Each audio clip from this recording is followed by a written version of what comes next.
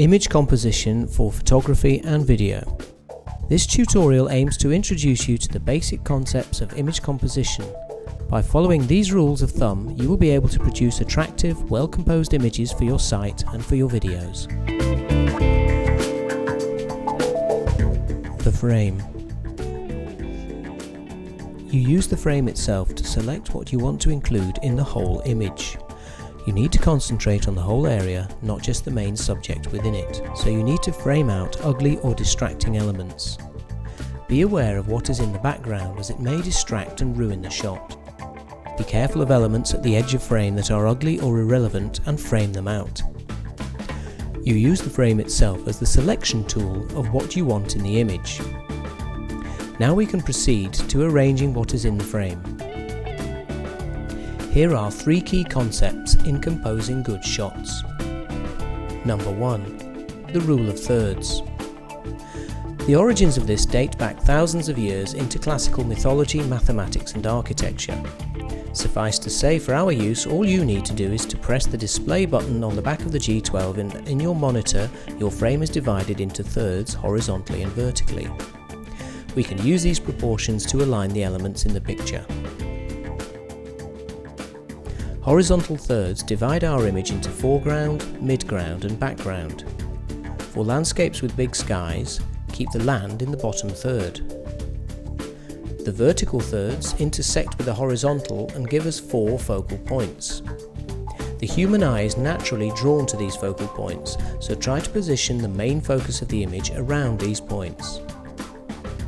This applies especially to people or important objects and buildings. With portraits or interviews, for example, placing the subject at the focal point is effective and also reveals more of the background to give depth and balance to the image. You can use these points to counterbalance different subjects in the picture. When you have images with lots of depth, you can choose where to position the vanishing point. This vanishing point can be centered, but can also be to one side or centered on a focal point. Generally, the more symmetrical an image is, the less engaging it is. So use the rule of thirds to give depth and balance to your landscape and cityscape shots.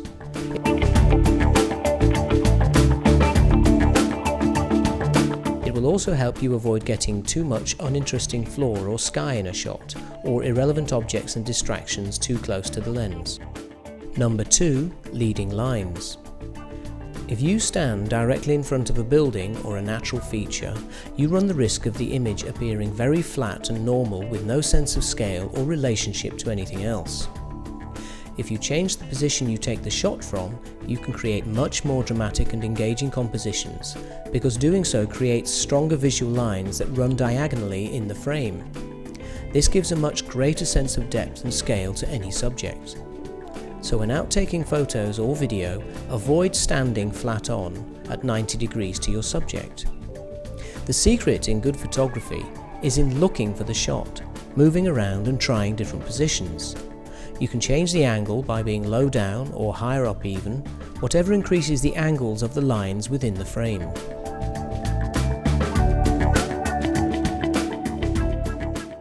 Even if you are face on to something, there may be interesting lines to capture, like the sloping of hills and mountains or some architectural feature. Combine these lines with your rule of thirds to give images strong focal points and dramatic depth. If in doubt, stand at 45 degrees to whatever your subject is, no matter how close to it you are, and it will have more depth and character always.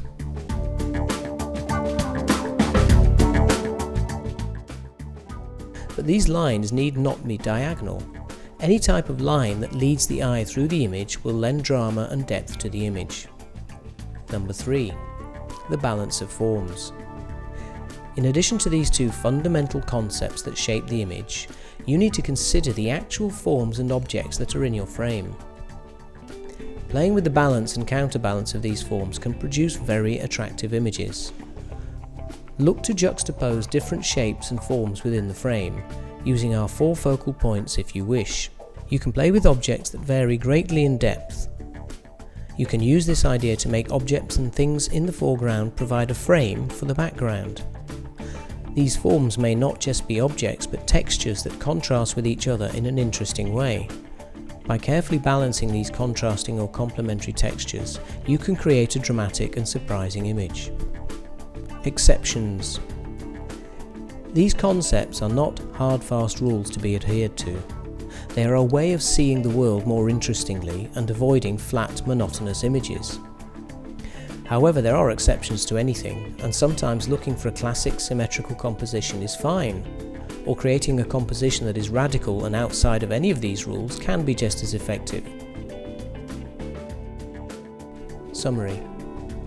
These three concepts form a visual language that is universal and hot-wired genetically into our minds. They are a training for the eye and will help you see the world anew through that little oblong we call the frame. Be aware of it, practice it, and eventually you will do it subconsciously every time you pick up a camera. But it's not just about looking through the camera, it's about moving around, left, right, up and down, and looking for the shot, looking for that crucial angle and framing that makes an image memorable. Happy shooting.